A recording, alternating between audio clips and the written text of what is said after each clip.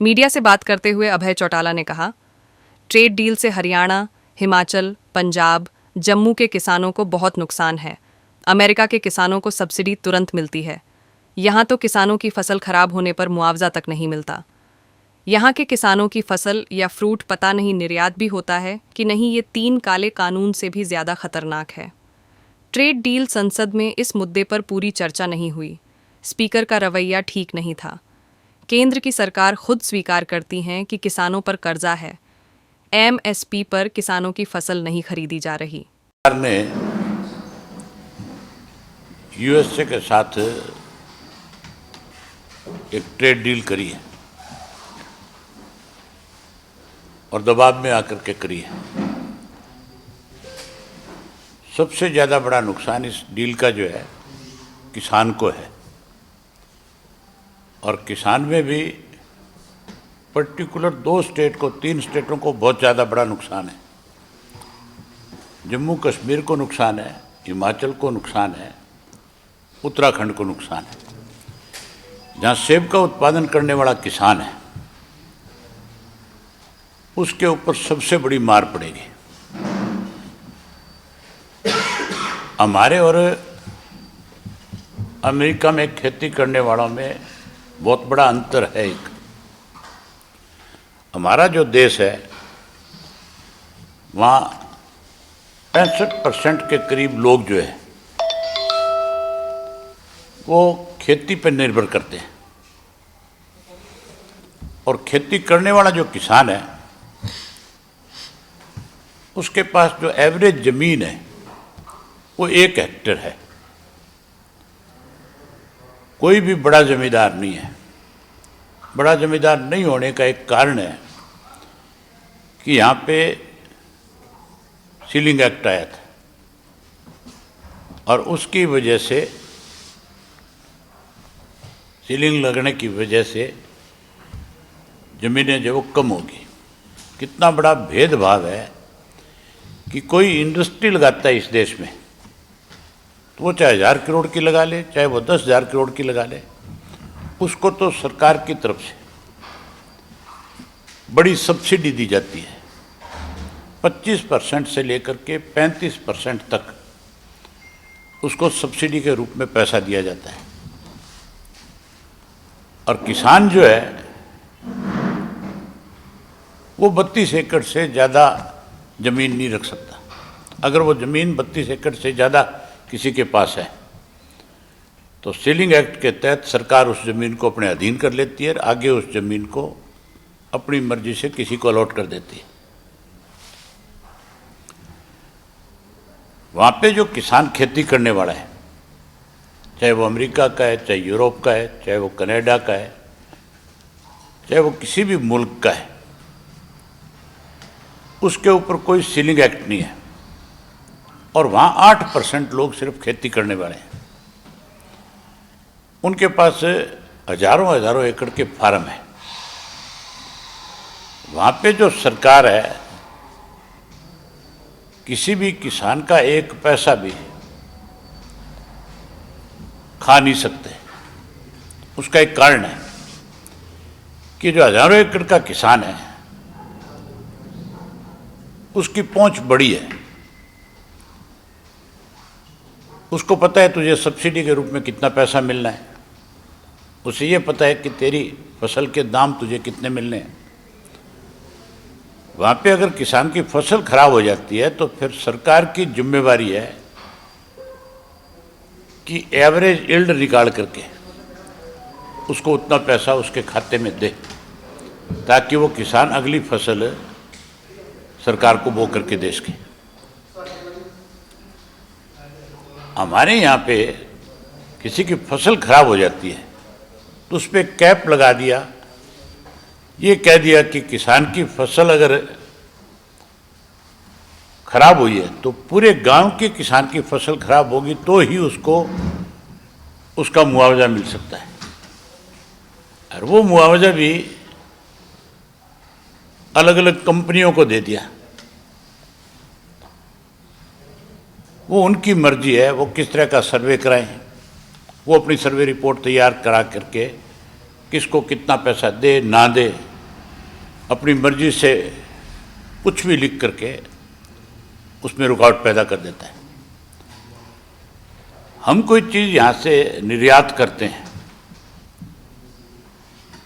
तो हमारे निर्यात के ऊपर कोई गारंटी नहीं है कि हम जो चीज़ निर्यात कर रहे हैं वो उस मुल्क तक पहुँच जाएगी और उस मुल्क में बैठी कंपनी हमारी उस फसल को, हमारे उस निर्यात को खरीद लेगी। होना ये चाहिए कि अगर मान लो मैं अपनी गेहूँ किसी कंट्री में बेचता हूँ, अपना फ्रूट किसी कंट्री में बेचता हूँ, तो मुझे यहीं से ही उसके सर्टिफिकेट मिलना चाहिए उस कंपनी की तरफ से, ताकि वो मेरे वहाँ पहुँच के ऊपर ये ना कह सके कि आपका माल सही नहीं है। यहीं उसकी पेमेंट होनी चाहिए। हम कोई चीज़ इंपोर्ट करते हैं उस पर हमें एडवांस पैसा देना पड़ता है। अगर एक्सपोर्ट करते हैं हम अपना कुछ तो हमें फिर वेट करनी पड़ती है, और हमारा जो माल यहाँ से जाता है उसको ये कह करके बाहर बैठे लोग कह देते हैं कि इसकी क्वालिटी सही नहीं है, मजबूर होकर के उसको समुद्र में डंप करना पड़ता है। सरकार ने जब समझौता किया तो इस किस्म की कोई शर्त साथ में नहीं रखी, उसकी वजह से भी हमारा बहुत बड़ा नुकसान होगा। खास करके जो खाद्य पदार्थ हैं, उनमें खाद्य पदार्थ में हमारे सामने बड़ी मुसीबत आएगी। दालें जितनी भी हैं आज की तारीख में, हम अपने यहाँ दालों का उत्पादन करते हैं, वहाँ से जो अमेरिका से जो माल आएगा उसके ऊपर हम कोई टैरिफ नहीं लगा सकते, कोई टैक्स नहीं लगा सकते, और वहाँ से जो आएगा उस पर तो टैरिफ नहीं है। अगर हम कोई सामान बेचेंगे उस पर टैरिफ है। तो आप इससे अंदाज़ा लगा लो कि इससे मार किसको पड़ेगी। इससे किसान को सबसे बड़ी मार पड़नी है। यहाँ हमारे से एक्सपोर्टर जो है वो सस्ते में खरीदता है और बाहर से और सस्ते में ला करके हमें और ज़्यादा सस्ते पे बेचने पे मजबूर कर देंगे। ये 3 काले कानून से भी ज़्यादा खतरनाक मामला है। समय रहते हुए किसान कम्युनिटी को और ख़ास करके किसान नेताओं को, जो समय समय पे किसानों की आवाज़ उठाने वाले हैं, उनको इसको पूर्ण रूप से स्टडी करना चाहिए और इसका खुल करके सबको मिल करके विरोध करना चाहिए, ताकि हम हमारे देश के किसान को बचा सकें। मैं अपनी तरफ से सारे किसान नेताओं को, क्योंकि मैंने उस दौरान लंबे समय तक उस आंदोलन में अपनी एक जिम्मेदारी निभाने का काम किया, मैं उन सबको अपनी तरफ से चिट्ठी भी लिखूंगा और बाकायदा तौर पे पूरी तरह से इसको स्टडी कर रहे हम लोग, एक एक चीज़ अवगत कराएंगे और हम प्रदेश भर के किसान में इस चीज़ को लेकर के जागृति भी पैदा करेंगे। सरकार से सीधी सी मांग है कि इस तरह का जो फैसला आपने लिया है, जो बिना किसानों के साथ बैठक करके दबाव में आकर के जो एक समझौता किया है, इस पे पुनर्विचार करो। अदरवाइज किसान देश का जो है फिर मजबूर होकर के सरकार के खिलाफ सड़कों पे आएगा और फिर से बड़ा आंदोलन खड़ा कर देगा। जो भी फैसला किसान यूनियन में बैठ करके आपस में इस पे लेगी, हमारी पार्टी पूर्ण रूप से इस मामले में उनके साथ खड़ी होगी। सर, इस पूरे मामले में सरकार का कई बार बयान आया है और उनका कहना है कि कृषि को अमेरिका के साथ जो डील हुई उससे बाहर जो रखा गया है। हाउस में भी, संसद में भी जो है मंत्री पीयूष गोयल है, उन्होंने भी कहा संसद में इसके ऊपर पूरी तरह से चर्चा ही नहीं हो सकी। संसद में तो चर्चा इसलिए नहीं हो सकती कि स्पीकर का जो रवैया था अब की बार का, आपने अनेक मेंबर पार्लियामेंट को देखा होगा जो बाहर खड़े होकर के ये कह रहे थे कि हमें अब की बार बोलने का ही मौका नहीं दिया गया, जबकि पार्लियामेंट के अंदर तो 100 से ज़्यादा पार्टियों के लोग हैं, अलग अलग राजनीतिक दलों में। जब कभी भी इस तरह के इश्यूज़ के ऊपर आपस में चर्चा हो तो फिर खुला समय मिलना चाहिए। ये देश से जुड़ा हुआ मामला है, ये किसान वर्ग से जुड़ा हुआ मामला है। जो 65% लोग हैं, ये उनके भविष्य की बात है। आप अपनी असेंबली में देख लो, गवर्नर एड्रेस के ऊपर मुश्किल से मेरे ख्याल एक मेंबर को ये 5 मिनट का समय देंगे। गवर्नर एड्रेस जो है, आप अगर उसको पूरा पढ़ते हो तो उसको पढ़ने में भी 1 घंटा समय लगता है, और आप उसके ऊपर चर्चा में हिस्सा जब लेते हो तो केवल 5 मिनट। कितने इश्यूज होते हैं गवर्नर एड्रेस पे। हर चीज़ को सरकार अपनी बड़ाई करवाती है कि हमने ये किया है, हमने ये किया है। तो सरकार की कमियां और खामियां आप निकालोगे, बताओगे, सरकार को सचेत करोगे इस बात के लिए कि आपको अधिकारी गुमराह कर रहे हैं, तो उसके लिए क्या आपको 5 मिनट का समय मिलना चाहिए? इस पर खुल करके चर्चा हो, तभी जा करके सारी चीज़ें आएगी। ये जो मामला है ट्रेड वाला, इस पर तो सरकार ने चर्चा कराई नहीं। जो मेंबर्स इस पर बोलना चाहते थे, उन्हें बोलने की बजाय ये कह करके कि भी कुछ सांसद शोर मचा रहे हैं और इसको सस्पेंड करते रहे, हाउस को स्थगित करते रहे। ये कौन सा तरीका है? आपने पहले जब ये ट्रेड करनी थी उसके साथ, तो उससे पहले सारे सांसदों को आपने कॉन्फिडेंस में क्यों नहीं लिया?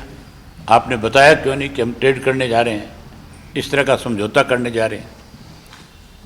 ये सारी चीज़ें पहले चर्चा का विषय होनी चाहिए थी। कांग्रेस एमपी कुमारी सहगल ने संसद में किसानों का मुद्दा उठाया। आप कृषि मंत्री, केंद्रीय कृषि मंत्री शिवराज चौहान ने खुद जवाब दिया है कि हरियाणा के 25 लाख किसानों पर 60,000 करोड़ से ज़्यादा कर्ज है। कुमारी सहगल ने कहा कि मुआवजा नहीं मिल रहा है। और आप ये देखो ना, एक तरफ तो केंद्र की सरकार ये बात स्वीकार करती है कि 60,000 करोड़ का कर्जा हमारे हरियाणा प्रदेश के किसानों के ऊपर है। दूसरी तरफ 4 लाख करोड़ का कर्जा जो है प्रदेश की सरकार के ऊपर है। और आप ये कहते हो कि हमने बहुत विकास कराया है। विकास कहाँ कराया है? अगर विकास होता तो फिर कर्जा थोड़ा ही होता। इसका खास करके नुकसान जो है डेयरी उत्पादन पे होगा। और डेयरी उत्पादन कौन करता है? छोटा किसान। हर गांव के अंदर जो गरीब आदमी है, जिसका पास जमीन नहीं है, जो अपने घर का गुजारा करने के लिए 2 या 3 पशु रखता है और उस पशु से दूध का उत्पादन करके उसको बेच करके कहीं अपने बच्चों का पालन पोषण करता है, उसको उसका सबसे बड़ा नुकसान हो जाएगा। डेयरी के साथ साथ जो कॉटन की खेती करने वाले लोग हैं, जिसमें पंजाब, हरियाणा, राजस्थान, ये 3 स्टेट सबसे ज़्यादा, गुजरात, महाराष्ट्र, ये बहुत प्रभावित होगी कॉटन से। क्योंकि वहाँ की जो कॉटन है, अमेरिका की जो है, वो हमारे से बहुत ज़्यादा बेटर है, बहुत ज़्यादा अच्छी है। हमारे पास तो सबसे बड़ी दिक्कत कॉटन में इसलिए आज है कि कॉटन का सीड जो है, जो हमें बाहर से मिलना चाहिए, उस पर बैन लगा हुआ है। गुजरात की कंपनियां जो है अपनी मर्जी, मनमर्जी तरीके से हमारे को कॉटन का सीड, अपना सीड जो है लेने पे मजबूर करती है। उस सीड को हम जब बोते हैं तो एक समय ऐसा आता है कि खड़ी फसल जो है 2-4 दिन में ही बिल्कुल ख़त्म हो जाती है। जो 4 दिन पहले ऐसी दिखाई देती है कि अब की बार तो ये 25, 30, 40 मन तक भी हो सकती है, लेकिन 2-3 दिन में ऐसी बीमारी आती है कि उसके सारे पत्ते जो हैं, जैसे किसी ने आग लगाई हो, इस तरह से नीचे से झुलस जाते हैं। उसका जो टिंडा होता है, जिसमें से कॉटन पैदा होती है, उसमें एक सुंडी आ जाती है, पिंक सुंडी के नाम से, वो उसको अंदर ख़त्म कर देती है। उसका कोई इलाज नहीं है। जबकि पाकिस्तान है कॉटन के मामले में हमारे मुल्क से आगे है।